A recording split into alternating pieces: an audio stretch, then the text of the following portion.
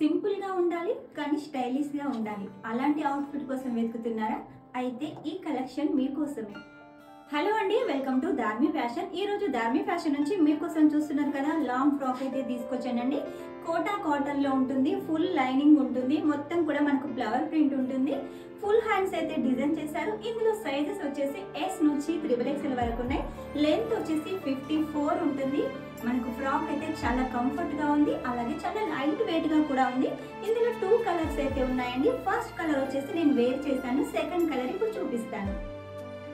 Second colour వచ్చేసి pink colour అండి. Same flower print ఉంటుంది.